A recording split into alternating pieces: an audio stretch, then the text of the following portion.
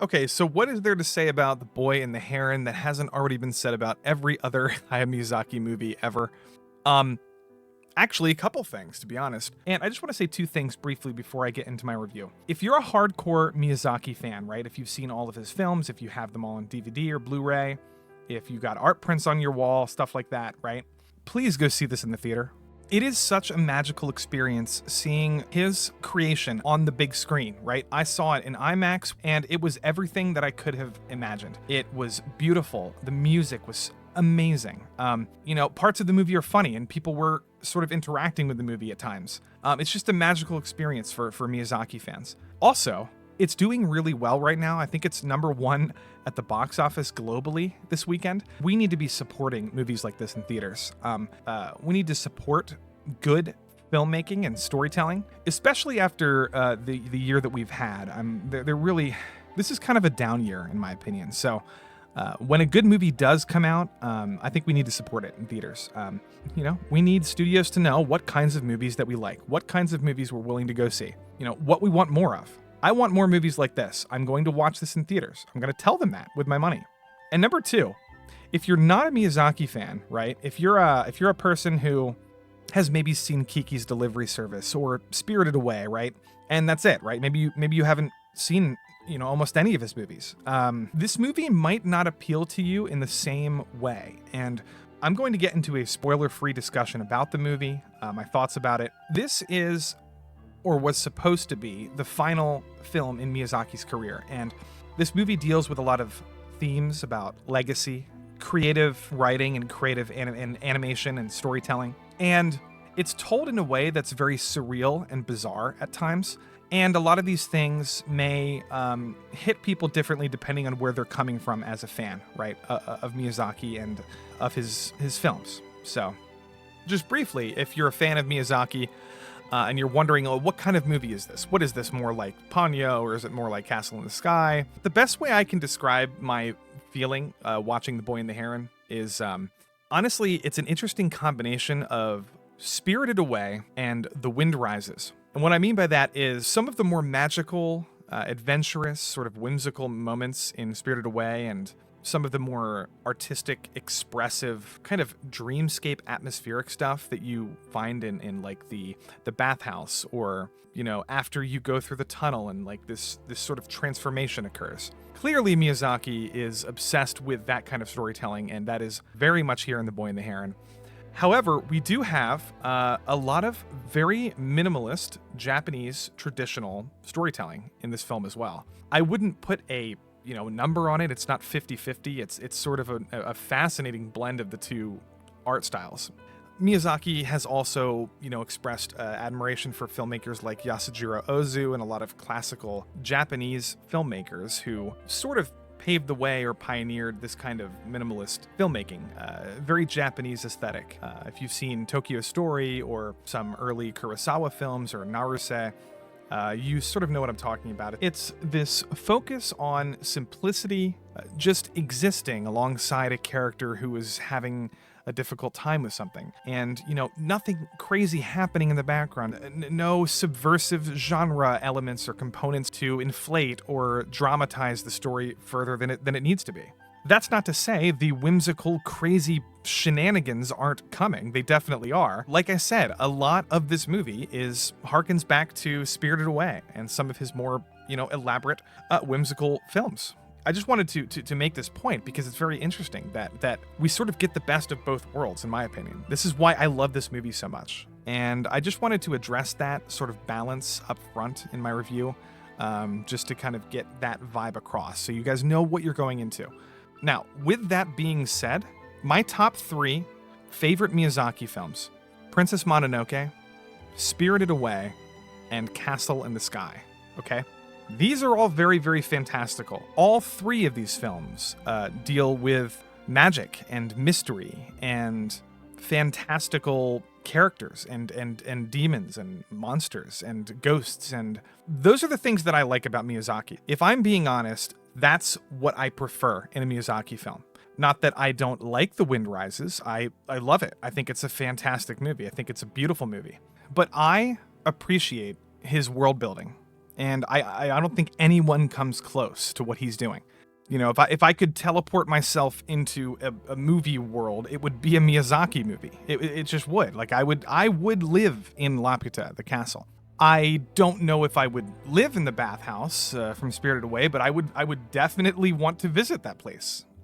I would love to explore the world of Princess Mononoke, and I would love to go and crawl away into a little secret cove and lay on top of a giant, like, teddy bear looking thing and escape all my problems, right? That sounds so much fun. And, you know, when Miyazaki is at his best, I think he is building worlds and imagining things. And this is the main course in this film. The Boy and the Heron. The world building in this movie is actually insane.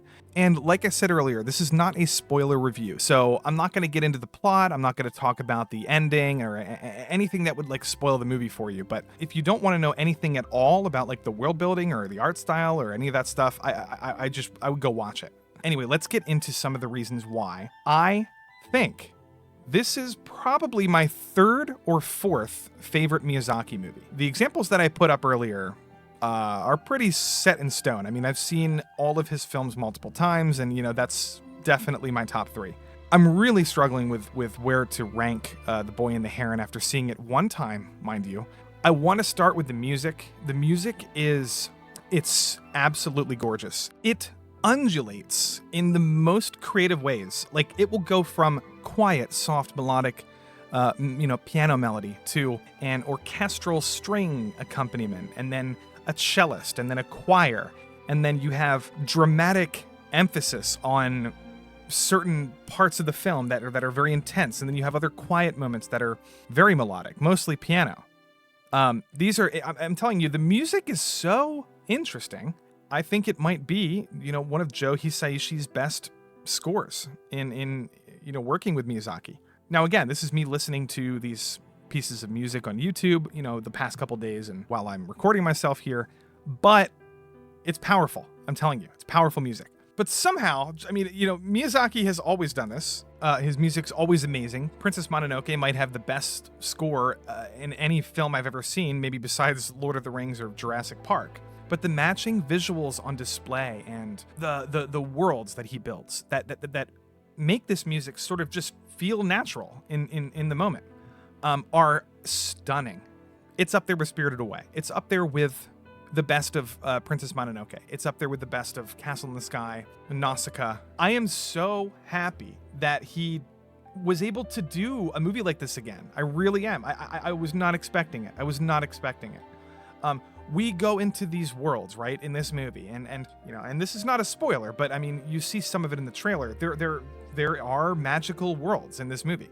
Magical things are happening. You know, herons have faces inside of their mouths, and, you know, there's giant floating rocks, and there's this wizard guy, and not everything takes place in this little, you know, quiet, quaint Japanese village.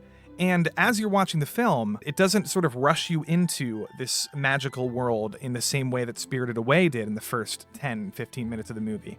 Sort of having to cope with what the hell is going on, like, right away. What I love about Boy and the Heron is that it takes its time to pull you in, and you're sort of dipping in and out of this space in between reality and magic. And this kind of clashing between reality and fantasy is very, very common in his movies. And you see it in Ponyo, with Ponyo's father coming out of the water and spraying himself down so he can stay alive.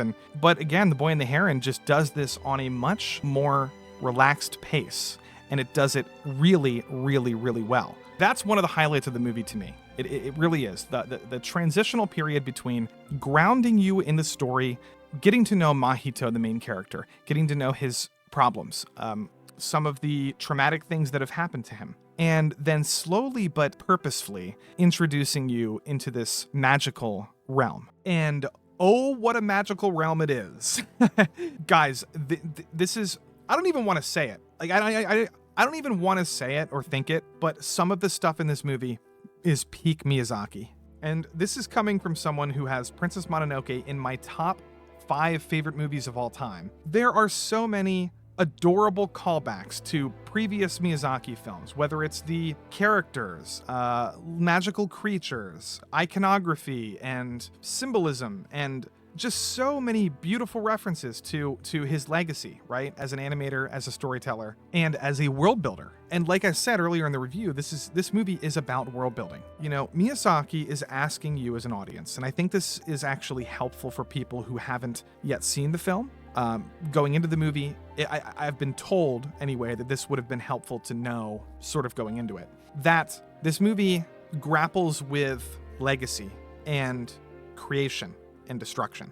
And, you know, I'm trying to be as vague as possible, but this movie has so many powerful themes that will resonate with fans of Miyazaki and fans of his work and his worlds and his creative mind. And I feel like the nostalgia that I brought to this film in the theater when I watched it, it made me like the movie more. And I'm not saying that people that have never watched a Miyazaki movie can't appreciate this film.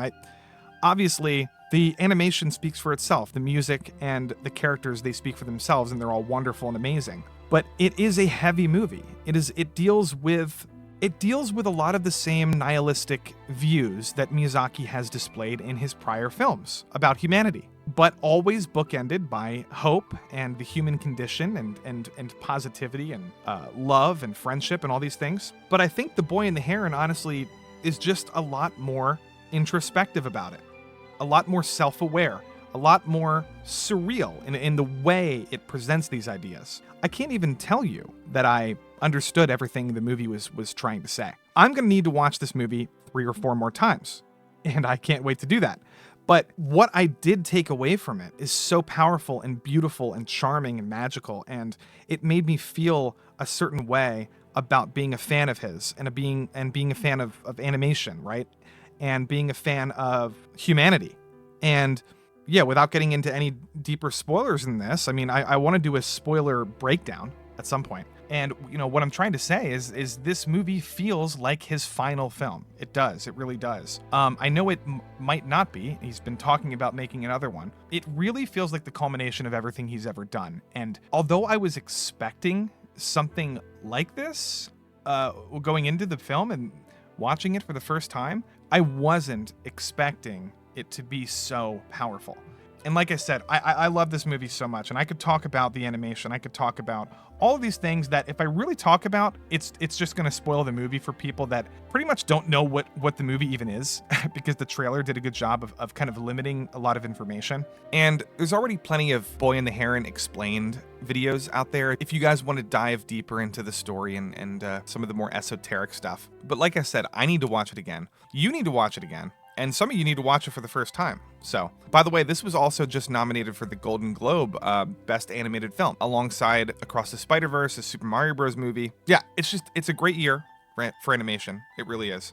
And honestly, if I had to give it a rating, right, or rank it among his body of work. Earlier I said, you know, top 3 or 4, possibly 5. I just rewatched Nausicaa again in the middle of making this video, and that is a masterpiece.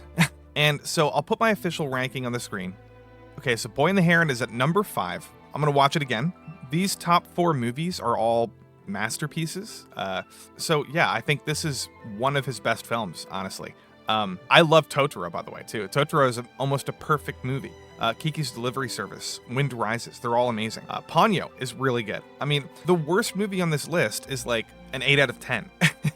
I'm just happy to say that his new one is fantastic, and I hope you guys like it. And go back and watch some of his older movies too. Honestly, it's very fun to do. It's very fun to go back and maybe you haven't seen Nausicaa in 10 years or Mononoke. Maybe you haven't seen that in a long time. Do yourself a favor, watch it again. Watch the Japanese subtitles or watch the one you haven't seen already. Oh, by the way, my theater was Japanese subtitles. So I don't know, maybe you had a different experience than me if you saw it with Christian Bale and all of these other voice actors. Yeah, I can't wait to watch it in English. That cast looks really fun. But thanks for listening to my review, and go support the movie in theaters. And I'm going to try to do some more movie reviews, I think, in 2024. It might be one of my New Year's resolutions. So, but thanks for watching, and I'll see you next time.